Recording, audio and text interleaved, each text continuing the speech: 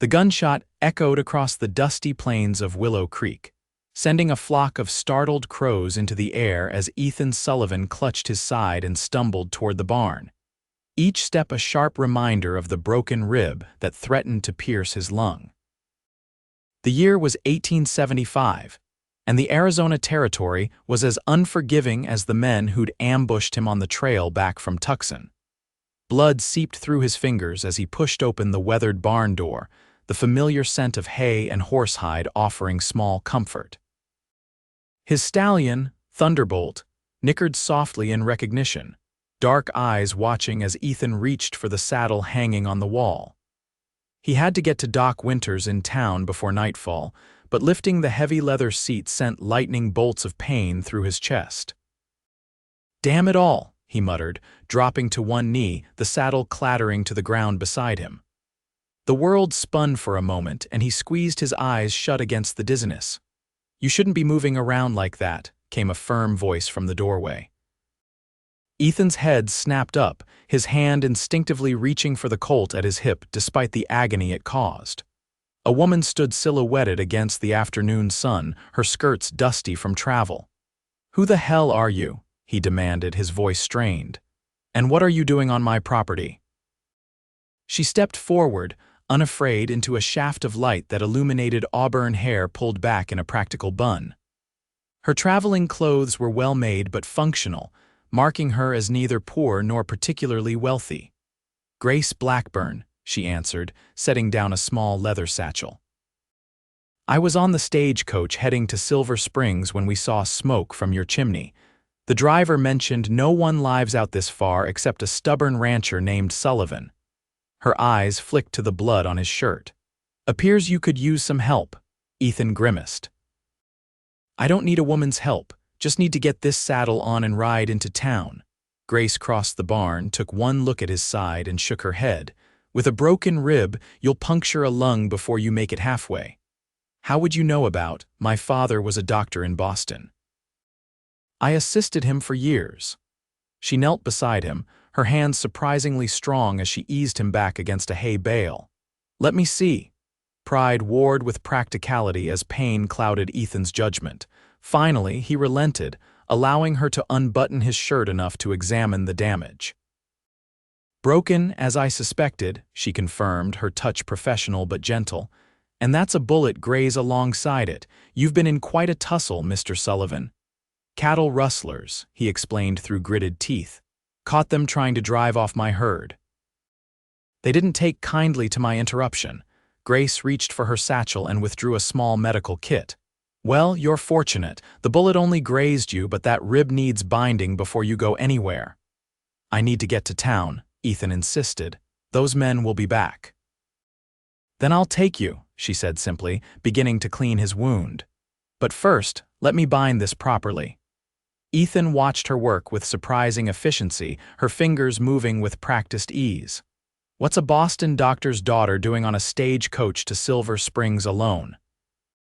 A flicker of something pain perhaps crossed her face. "Starting fresh.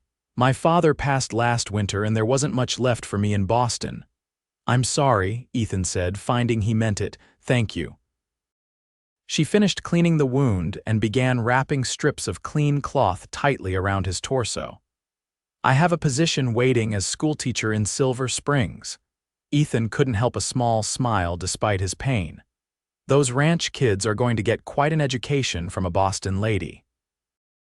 "I'm not as delicate as I might appear, Mr. Sullivan," she replied, tying off the bandage with a firm tug that made him wince. "Ethan," he corrected.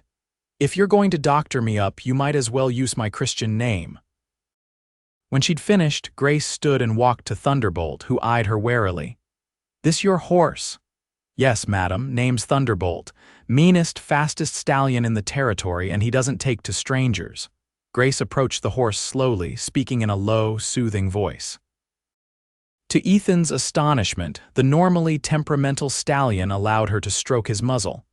"You have a way with difficult creatures," Ethan observed. Grace shot him a knowing look. "I've had practice." She reached for the fallen saddle, and though Ethan tried to protest, she expertly lifted it and placed it on Thunderbolt's back, securing it with practiced movements. "You've ridden before," he noted, impressed despite himself. "My uncle owned a farm outside Boston. I spent summers there as a girl." She adjusted the stirrups, then led Thunderbolt toward Ethan. "Can you stand?" With her help, Ethan got to his feet, pain shooting through his side. Getting onto the horse would be another matter entirely. "Wait here," Grace said, disappearing into the yard. She returned moments later leading a small wagon. "This will be easier on your ribs." "That's for hauling feed," Ethan protested. "It'll take twice as long to reach town." "And you'll arrive alive," she countered, hitching Thunderbolt to the wagon with surprising skill. "Now, are you going to argue with your doctor, or shall we get moving before those rustlers return?" Ethan sighed in defeat. "You always this bossy with your patients," a hint of a smile touched her lips. "Only the stubborn ones." With Grace's help, Ethan settled into the wagon bed where she'd arranged hay into a makeshift cushion. She climbed onto the driver's seat and took the reins, clicking her tongue to set Thunderbolt in motion. "You sure you can handle him?" Ethan asked, concerned for both the woman and his prized horse. Grace glanced back, determination etched on her face. "Mr. Sullivan, I've handled far more difficult situations than an ornery stallion."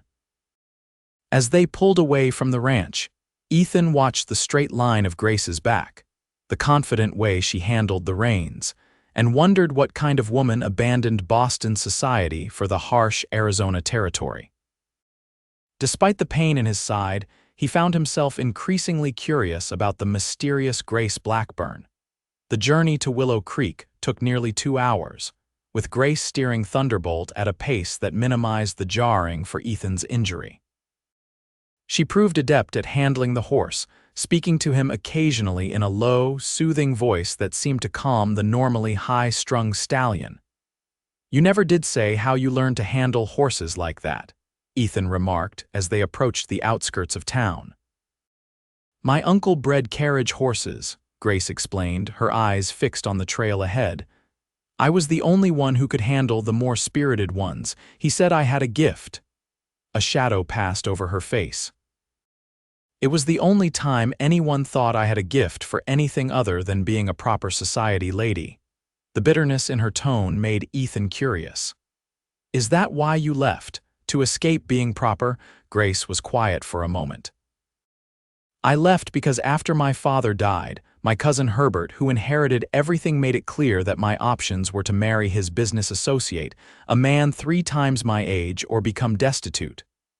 "So you chose door number 3, Ethan observed. A small smile touched her lips. "Precisely. The school teacher position came through a friend of my father's. It offered escape and purpose."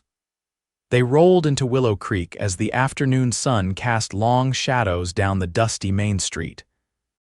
The small frontier town consisted of one main thoroughfare lined with wooden buildings, a general store, saloon, hotel, and at the far end, a small building with a weathered sign reading Dr. J. Winters, physician.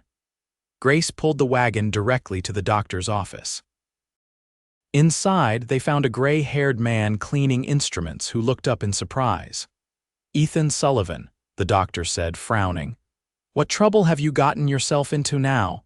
"Broken rib and bullet graze," Grace answered before Ethan could speak. "I've cleaned and bound the wound, but he'll need proper medical attention." Dr. Winters raised an eyebrow, looking from Grace to Ethan. "And you are Grace Blackburn," she replied, helping Ethan onto the examination table. "My father was Dr. Thomas Blackburn of Boston. I assisted in his practice." Recognition dawned on the doctor's face. "Thomas Blackburn? I studied some of his papers on battlefield medicine after the war. Brilliant man." He examined Grace's handiwork with an approving nod. "And it appears his daughter inherited his skills. This is excellent field dressing." While the doctor examined him more thoroughly, Ethan watched Grace move around the office, immediately at home among the medical supplies, helping the doctor in silent efficiency. "The binding will need to stay on for at least 4 weeks, doctor." Winters instructed after confirming Grace's diagnosis. And you'll need actual rest, Ethan, not your usual idea of taking it easy, which means still breaking horses and chasing rustlers. I can't afford 4 weeks of sitting around, Ethan protested. I've got a ranch to run. Then hire help, the doctor said firmly. Or end up with a punctured lung, your choice. Grace, who had been quietly organizing instruments, spoke up. The stagecoach to Silver Springs doesn't leave until tomorrow. I could stay and help for the night, make sure he doesn't do anything foolish. Both men turned to stare at her. That wouldn't be proper, Miss Blackburn, Dr. Winters said carefully. What's not proper is letting a patient injure himself further because of stubbornness, she replied evenly. Besides, I'm a physician's daughter. Consider it professional assistance. Ethan found himself oddly touched by her concern. My foreman's wife could act as chaperone if propriety is the worry. She comes by daily to cook and clean. Dr. Winters sighed. Very well, but Ethan, I mean it complete rest, and Miss Blackburn, the stagecoach leaves at noon tomorrow.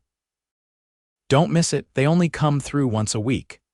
As they prepared to leave, Sheriff Miller burst into the office, his weathered face grave. Ethan, we've got trouble. Those rustlers you reported. They hit the Johnson place last night, took half his herd and burned his barn. Word is they're working their way through the valley. Ethan straightened despite the pain. Have you formed a posse? That's why I'm here. We're heading out at dawn. Count me in, Ethan said automatically. Like hell, Dr. Winters interjected. Did you not hear a word I said about that rib? The sheriff looked at Ethan's bandaged torso and shook his head. Doc's right, you'd be a liability in this condition. My ranch could be next, Ethan argued. I'll send 2 of my deputies to watch your place, Sheriff Miller promised, but you stay put and heal up. After the sheriff left, Grace helped Ethan back to the wagon. The sun was beginning to set, casting a golden glow over the town. We should get supplies before heading back, Grace suggested. I noticed your pantry was nearly empty, Mrs.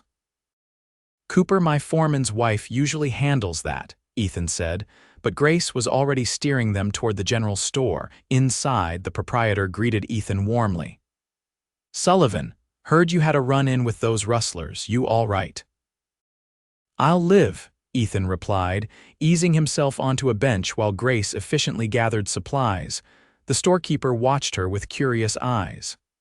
Don't believe I've had the pleasure, Miss Grace Blackburn, she replied with a polite smile. I'm just passing through, helping Mr. Sullivan until I catch tomorrow's stagecoach to Silver Springs. Silver Springs, eh? That's Mason territory. They've had their share of troubles with those same rustlers. Grace paused in her shopping. Is the town not safe? The storekeeper waved a hand. Safe enough, I suppose, but isolated. School's been without a teacher for months since the last one fled after the raid. Ethan watched concern flicker across Grace's face. Raid? She asked quietly. Just a small one, the man assured her. But enough to frighten off city folk. On the ride back to the ranch, Grace was uncharacteristically quiet. Ethan, despite his pain, found himself wanting to ease her worry. Silver Springs isn't as bad as Jenkins made it sound, he offered. They've had trouble, but what frontier town hasn't? Grace nodded, but her eyes remained troubled. I just didn't expect. I suppose I was naive to think I was leaving danger behind in Boston. Different kinds of danger out here, Ethan acknowledged, but different freedoms too, she glanced at him. Is that why you came west, for freedom? Ethan considered the question. Partly. After the war, there wasn't much left for me back east. My parents died in a fire while I was fighting, came home to nothing. I'm sorry, Grace said softly. It was a long time ago, he replied, though the pain had never fully faded. The war changed everything anyway. I couldn't go back to being the person I was before. I understand that feeling, Grace murmured, her eyes on the darkening horizon. They reached the ranch as the first stars appeared. Mrs. Cooper, the foreman's wife, had left a pot of stew warming on the stove, but there was no sign of her or anyone else. She must have left early with the threat of rustlers, Ethan said, easing himself into a chair at the kitchen table while Grace lit lamps around the small but tidy ranch house. I'll prepare a place for myself on the sofa, Grace said, serving them both bowls of the hearty stew. Take the bedroom, Ethan insisted. I'll be fine out here. It's easier than trying to climb those stairs anyway. Grace looked like she might argue, then nodded. Thank you. They ate in companionable silence, both exhausted from the day's events. When they'd finished, Grace cleared the dishes despite Ethan's protests. You should rest, she told him firmly. Been resting all day in that wagon, he grumbled, but allowed her to help him to the sofa where she arranged pillows to support his injured side. Grace checked his bandages one last time, her touch gentle but professional. The binding is holding well. How's the pain? Manageable, Ethan lied, not wanting to admit how much it actually hurt. Grace gave him a knowing look. There's laudanum in my medical kit if you need it. I don't take to that stuff, he said. Makes my head foggy. Stubborn, she muttered, but with a hint of a smile. Very well. Call if you need anything in the night. Left alone in the darkened living room, Ethan found himself thinking about Grace Blackburn. There was something refreshing about her directness, her competence. Most women he'd known since coming west fell into two categories.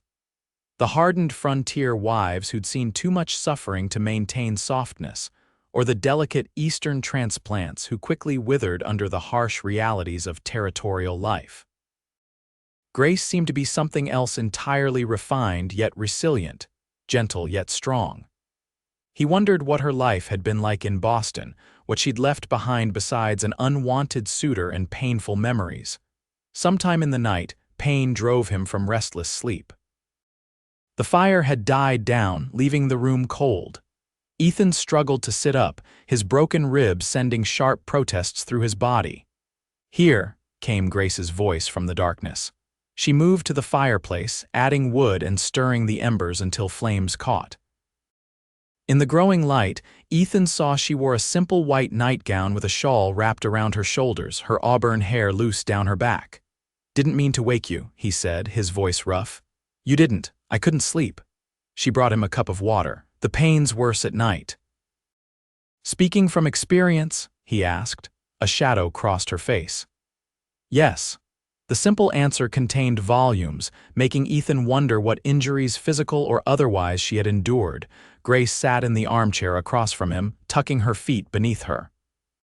The firelight caught in her hair, turning it to liquid copper. Tell me about your ranch, she said.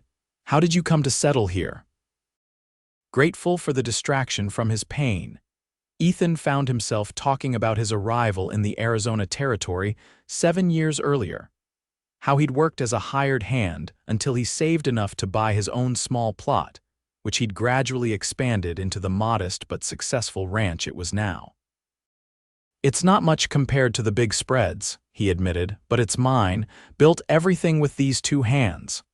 It's impressive, Grace said, and he could tell she meant it, to create something from nothing that takes remarkable courage. What about you? He asked. Was teaching always your ambition? Grace smiled sadly. No, I wanted to follow my father into medicine, but she trailed off, staring into the fire. Women doctors aren't exactly welcomed, even in progressive Boston. Seems a waste, Ethan observed. You've clearly got the knowledge and skill. That's kind of you to say, she replied, surprise evident in her voice. Most men think women too emotional for medical practice. Ethan snorted. I've seen men fall apart at the sight of blood while women calmly birth babies and tend horrific injuries. That argument never held water with me. Grace studied him with new interest. You're not what I expected, Ethan Sullivan. Is that good or bad? He asked with a half smile. Good, she said softly. Definitely good. They talked until the fire burned low again, sharing pieces of their lives, finding unexpected common ground despite their different backgrounds. When Grace finally returned to the bedroom, Ethan found his pain had receded to a dull ache, overshadowed by a different sensation altogether, one he hadn't felt in years. Morning brought a burst of activity. Ethan awoke to find Grace already dressed and cooking breakfast, the scent of coffee and frying bacon filling the small house. You didn't have to do all this, he said, carefully sitting up. I wanted to, she replied, setting a plate before him. Besides, it may be my last chance to cook in a proper kitchen for some time. I suspect Silver Springs accommodations will be rather basic. The mention of her departure cast a shadow over the meal. Ethan found himself searching for reasons to delay her journey, even as he knew it was selfish. The stagecoach doesn't leave until noon, he reminded her. No rush. Grace seemed about to respond when the sound of approaching horses drew their attention. Through the window, Ethan spotted 3 riders approaching, none of whom he recognized. Get my rifle, he said quietly, rising despite the pain. It's beside the door. Grace moved quickly, bringing him the Winchester without question. Rustlers? Maybe. Ethan checked that the rifle was loaded. Stay inside, away from the windows. Instead, Grace fetched the pistol from his holster, checking it with practiced ease. At his surprised look, she explained, my father believed in being prepared. Boston wasn't always safe either. The riders pulled up outside and a voice called out, "Hello, the house." Ethan moved to the door, rifle ready but not raised. State your business, names Marshall from Silver Springs. Looking for Miss Blackburn. Stagecoach Company said she might be here. Ethan glanced at Grace, who had moved beside him, pistol hidden in the folds of her skirt. You know them. No, she whispered. What's your business with Miss Blackburn? Ethan called back, school board business. Urgent matter. After a moment's hesitation, Grace stepped forward. I'm Grace Blackburn. The lead rider, a middle-aged man with a neatly trimmed beard, removed his hat. Madam. Jeremiah Marshall, head of the Silver Springs School Board. We received word you were delayed here. Thought we'd escort you the rest of the way, considering the trouble with rustlers lately. That's very kind, Grace replied cautiously, but I was planning to take the stagecoach at noon. Afraid there's been a change, Marshall said. Stagecoach won't be running today. Bridge washed out after yesterday's rain upstream. Ethan kept his rifle ready. Something felt off. Mighty coincidental you 3 happened to be in Willow Creek just as the stage was canceled. Marshall's smile didn't reach his eyes. We came specifically because of that. Got word by telegraph last night. Before Ethan could respond, hoofbeats sounded from the other direction. Sheriff Miller and 2 deputies galloped into the yard, rifles drawn. Drop your weapons, all of you. The sheriff commanded. Ethan, Grace, get inside. Confusion erupted as Marshall and his companions reached for their guns, only to find themselves outgunned and surrounded. Within moments, the 3 men were disarmed and dismounted. What's going on, Sheriff? Ethan demanded from the doorway. These aren't from Silver Springs, Miller explained, keeping his rifle trained on the captives. Telegraph came through last night. The real Jeremiah Marshall was found dead 2 days ago. These are part of the Rustler gang using his name. Grace gasped softly beside Ethan. But how did they know about me? Small towns, big ears, the sheriff said grimly. They've been kidnapping women traveling alone, selling them across the border. Been happening all through the territory. Ethan felt cold rage sweep through him at the thought of what might have happened if the sheriff hadn't arrived. His arm moved instinctively around Grace's shoulders. As the deputies secured the prisoners, Sheriff Miller approached the house. Miss Blackburn, I'm afraid the part about the stagecoach is true. The bridge to Silver Springs did wash out in the storm. It'll be at least a week before passage is safe. Grace's face fell. What am I to do? I was expected at the school. I've sent word explaining the delay, the sheriff assured her. But you'll need lodging until then. She can stay here, Ethan said immediately, then added, Mrs. Cooper can chaperone, of course. Grace looked at him in surprise.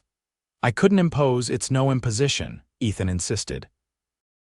Besides, I still need that proper medical attention Doc Winters prescribed. The sheriff nodded approvingly. Seems a sensible arrangement. I'll have Mrs. Cooper move in temporarily. He tipped his hat. Miss Blackburn, sorry for the scare. We've been tracking this gang for months. After the sheriff departed with his prisoners, Grace and Ethan stood in awkward silence on the porch, watching the dust settle on the trail. You don't have to let me stay, Grace said finally. I'm sure there are rooms at the hotel in town. Do you want to stay?" Ethan asked directly, turning to face her. Grace met his gaze, something vulnerable in her eyes. Yes, I think I do." "Then it's settled," he said simply. The next few days established a rhythm between them, with Mrs. Cooper installed in the spare room as chaperone and propriety guardian. Grace took over Ethan's care in earnest. Under her watchful eye, he begrudgingly followed Dr. Winter's instructions, though he chafed at the inactivity. To keep him from growing too restless, Grace enlisted his help with other tasks, teaching her about ranch operations, explaining the territory's history, even helping her prepare lesson plans for her eventual arrival in Silver Springs. Each evening after Mrs. Cooper retired early, the woman had a gift for tactful absence. They would sit before the fire and talk for hours. Ethan found himself sharing stories he'd never told anyone about the war, his struggles afterward, his dreams for the future. Grace, in turn, revealed more about her life in Boston, her difficult relationship with her mother, and her thwarted medical ambitions. "Have you never considered marrying?" Grace asked on the third evening, their conversation having turned to family. Ethan stared into the fire. "Once. Before the war. Elizabeth Carter, daughter of my father's business partner, we were practically betrothed." "What happened?" "She married a banker while I was fighting at Gettysburg," he said without bitterness. "Can't blame her. We all thought the war would be over in months, not years." "Did you love her?" Grace asked softly. Ethan considered the question. "I thought I did. Now I'm not so sure. We were young and it was what both families wanted." He glanced at Grace. "What about you? Besides the ancient suitor your cousin selected," Grace smiled ruefully. "There was someone. A doctor who worked with my father, I thought.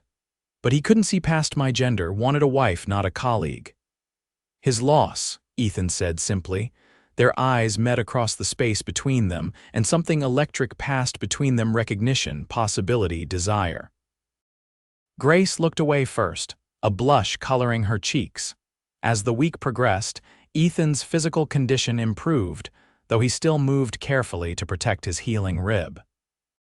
Grace's presence had transformed the ranch house not just with feminine touches, but with laughter and conversation that filled spaces Ethan hadn't realized were empty. On the fifth day, Grace accompanied Ethan on a slow walk to check on a newborn calf in the nearest pasture. The spring air was crisp but warming, wildflowers beginning to dot the grasslands. "It's beautiful here," Grace observed, her face tilted toward the sun. "Different from New England, but beautiful in its own way." "You sound like you could grow to love it," Ethan said carefully. Grace glanced at him. "Perhaps I already do." They stopped at the fence line, watching the calf wobble around its mother. In comfortable silence, they leaned against the weathered wood, shoulders barely touching.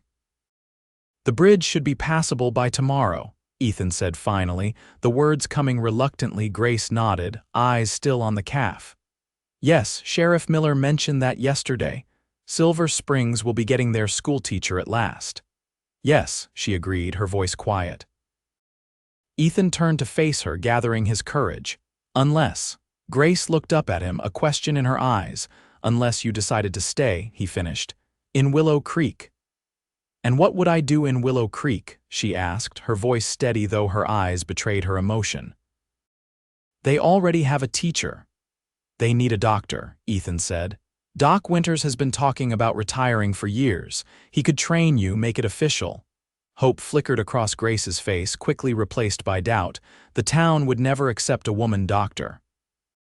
"They might if she were married to a respected rancher," Ethan said, taking her hand. "If that's something she might consider." Grace's eyes widened. "Ethan, I know it's sudden," he continued quickly. "And maybe I'm a fool for asking when we've known each other barely a week. But Grace, I feel like I've known you all my life. When you took those reins that first day, something changed for me." Tears gathered in Grace's eyes. "For me too." "I'm not offering a grand Boston mansion or high society," Ethan said. "Just a modest ranch, a man who'd cherish you, and the chance to be the doctor you were meant to be. You'd support that, truly?" Grace asked, searching his face. "Most men would expect their wives to give up such ambitions." "I'm not most men," Ethan replied.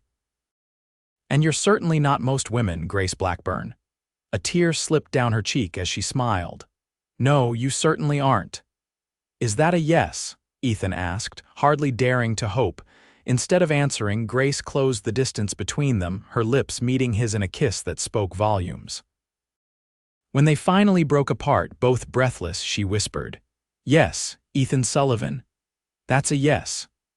6 months later, on a crisp autumn day, Grace Sullivan stood on the porch of their ranch house, watching her husband work with a new colt in the corral. His broken rib had healed completely, leaving only a slight tenderness in damp weather. The past months had brought many changes to Willow Creek. Doc Winters had enthusiastically taken Grace as his apprentice, telling anyone who would listen that Thomas Blackburn's daughter had inherited her father's medical genius. Initially skeptical, the townspeople had gradually accepted Grace after she successfully delivered twins during a complicated birth and saved a ranch hand's arm that another doctor would have amputated. The small office beside their home now bore a sign reading, "Doctor Grace Sullivan, physician, with office hours 3 days a week." The other days, she assisted Ethan with the ranch, which had prospered under their joint care. Ethan finished with the colt and walked toward the house, his stride confident, face breaking into a smile when he saw her waiting. "How are my 2 favorite people this morning?" he asked, placing a hand gently on Grace's slightly rounded stomach. "We're both well," she replied, covering his hand with hers. "Though your son or daughter seems determined to make me crave Mrs. Cooper's apple pie at all hours." Ethan laughed, pulling her close. "Then we'll have to make sure there's always pie." As they stood together on the porch of the home they had made, Grace thought about the strange twist of fate that had brought her here, how a broken rib, a saddled horse, and a woman taking the reins had changed the course of 2 lives forever. "Any regrets?" Ethan asked softly, as if reading her thoughts. "About Silver Springs, the school." Grace shook her head, looking out over the land that had become home. "Not one," she said truthfully. "This is where I was meant to be, where we both were meant to be." Ethan kissed her forehead tenderly. "I knew it that first day, when you took those reins like you'd been handling Thunderbolt all your life. Some things are just meant to be." As the sun began its descent toward the western horizon, casting the ranch in golden light, Grace leaned into her husband's embrace, grateful for the broken rib that had brought them together, and for the courage they'd both found to forge a new path, one they would walk side by side for all their days.